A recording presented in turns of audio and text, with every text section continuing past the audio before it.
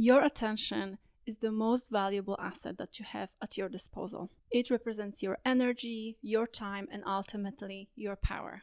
This is particularly crucial if you're an anxious person or have an anxious attachment style of some sort, because anxiety is really just energy depletion. By giving away your energy to things that don't serve you, you're sabotaging your happiness and the life you've always dreamed of having. But don't worry, I'm here to help you fix that. I'll show you how to heal your anxiety, design your own peace, and most importantly, how to maintain it. Today we're talking about how we unconsciously give away our energy and how we can put an end to it. I've divided this video into 5 sections, with each one addressing a common problem we face when we give away our energy unnecessarily. But before we dive in, hello, I am Marta, and on this channel we talk about the art of emotional regulation, meditation, mental discipline, self-love, and self-observation.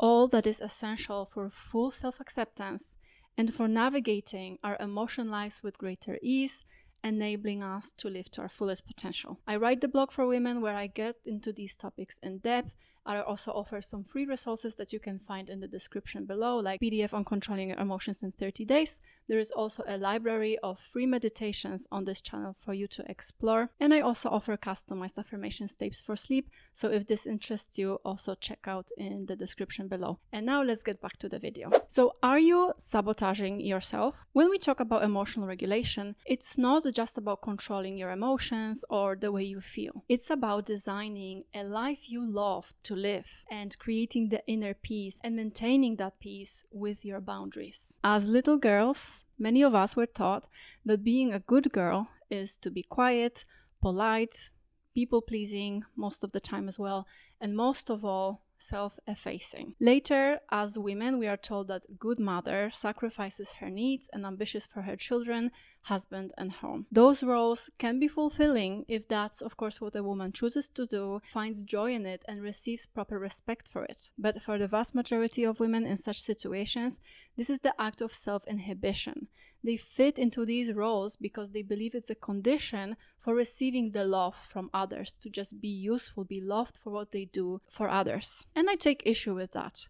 Too many women, and men at times as well, of course, give away their energy to help others grow and thrive, while staying stuck themselves, believing that their only role is to serve. Doesn't that sound like the epitome of a good woman, the good mother? And that's the issue also, because culturally, it's automatic to think so. I personally used to be a massive people pleaser, and I thought that I had to be flexible for others, that I have to go that extra mile when people wouldn't do the same for me, really. And all because I was fearing of losing friendships that I didn't have that many in the first place. In relationships, I always wanted to be as little inconvenience as possible, always going 50-50 with a man to avoid seeming materialistic, believing that I had to earn everything I consume or experience, or I'd be seen as taking advantage of a man. And I grew into this strong, independent, masculine energy young woman, handling everything alone, because I thought that asking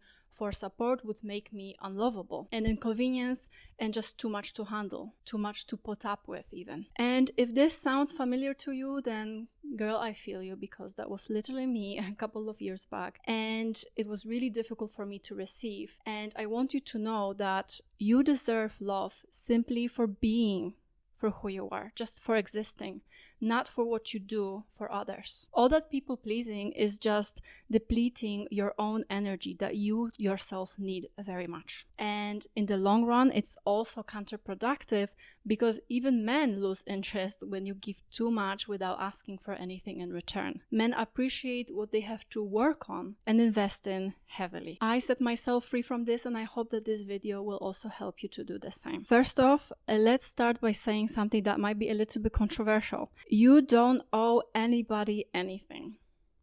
That's it. People will drain as much energy from you as you allow. Keep those people in life who support you and leave you feeling good, not depleted. This is your life, and you always have the power to choose who stays and who goes. When you start setting boundaries, don't be surprised if some people react negatively. Those who benefited from your lack of boundaries may rebel or even try to make you feel guilty for it. That's how you know who was really gaining the most from your overgiving. And don't be scared if some people leave your life. That's part of maturing, to realizing that it's about quality and not quantity. Were they truly your friends, or were they just benefiting from what you provided because you were just convenient to have around? That's up to you to reflect upon, and you know your situation best, so I just know how it was in my case. And from my own experience, I realized that I was always going that extra mile for friends who wouldn't do the same for me. That led to resentment in me, a feeling that only consumed me, not them. A resentment is toxic and it eats away at you. Each time I prepared that birthday present for a friend just so that I wouldn't even get the birthday wishes on my own birthday from this same friend, I felt resentment and it consumed me. That's the thing about resentment. It only hurts the person who feels it. It consumes you from the inside, eating in more and more. And that's why you have to forgive. Forgiveness is the byproduct of healing. So forgive them and do it for yourself so that you can set yourself free from this feeling of resentment. And it doesn't mean that you somehow condone what they did to you. Forgiveness is for your own benefit. So you do it internally, letting go and just moving on, free of resentment. And to forgive is to forget once and for all. Are you giving from the heart or out of expectations? Another key point is this.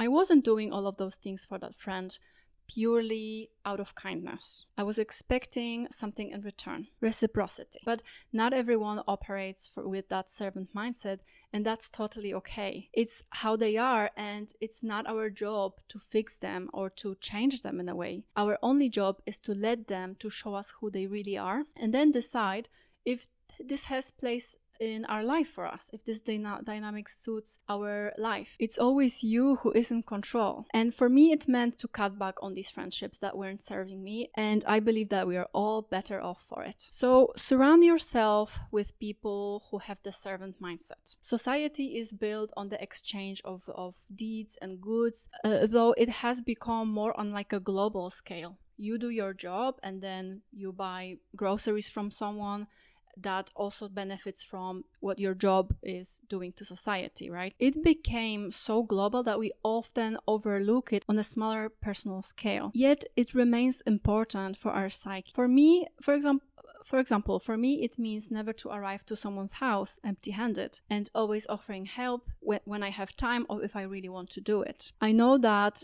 if I were in need, I would receive the same support without hesitation. So surround yourself with people who give and receive. Relationships should be about mutual support and not just one-sided giving. Reflect on whether you're a people pleaser because it genuinely brings you joy or because you fear not being loved for who you are, but only for what you do for others. Reflect on this because it's very important. We often attract into our lives what we think we deserve, and we also teach others how to love us and treat us based on how we love and treat ourselves. So pour your energy onto yourself first and see how you attract people who do the same. Choose you and see people coming into your life who also choose you. If you feel anxious in relationships and find yourself spiraling when there is, for example, no contact for a day, you might have a fear of abandonment or codependency or both, as it goes hand in hand. There are often survival mechanisms from our past, but they no longer serve us in adult life. In fact, they can even sabotage healthy relationships. This will be typical for those of us who faced anxious attachment styles in the past. Now, I don't condone such labels because I don't want us to identify with them, but I want us to be aware of our patterns and we get there through self-observation and awareness. If you find yourself feeling anxious in a relationship with an otherwise kind mind who generally treats you right and is actually somewhat good at communication, it's likely because you're unconsciously placed all your energy on your partner. They don't need to reach out because they already have your attention. You send them that energy. They don't need to come for more. And when they finally do, you're so resentful of the fact that they didn't contact you for a while that you might react passive aggressively instead of being your natural supportive self. This happens at first unconsciously, but once we observe it and when we are aware of this mechanism, you know that you can choose differently. So what's the remedy for all this? How can we protect our energy? How can we bring it back to us? The remedy is simple. It might not be easy immediately, but it's this. Just redirect your energy onto yourself. Focus on your own needs. Prioritize yourself. Go hermit mode for a while if you have to. Disappear until you feel like you again. When you feel anxious, consciously bring this energy back to your own body. Feel your breath, your chest raising and falling. Where attention goes, energy flows. And breathing or just trying to focus on your own body is a great way to just be mindful in the moment, ground yourself, and bring back the energy onto yourself. So try to close your eyes and notice the sensations in your body and the soundscapes of your surroundings, for example. If thoughts arise, then that's okay. They simply help you to become more aware as you recognize them, right? Thoughts are like trains, and you are the entire platform. Trains come and go. You just don't hop on the trains. You just observe the trains and let them pass. When you have negative thoughts, try to challenge them with something positive. Acknowledge them first, but then just let them go. They aren't truly yours. Our brains are biased towards negativity because it's linked to survival. Happy thoughts and emotions, on the other hand, are just white noise for our brains. So challenge your negative thoughts and shift your thinking to the other side of the spectrum. Ask yourself, what usually happens in similar situations? Is it really that bad?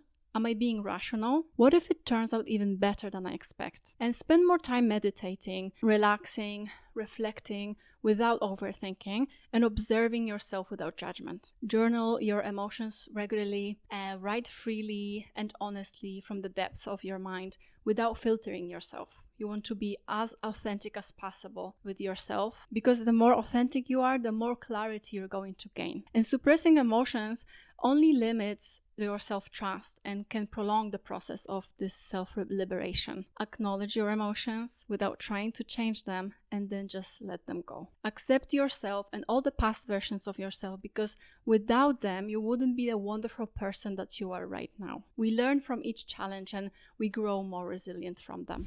That's all for today. Thank you very much for watching. If this resonates with you, then leave some comments below. I hope that this helps you. These are the videos that YouTube thinks that you should watch next. Remember, you are brave, you are loved. Be kind to yourself. Bye now.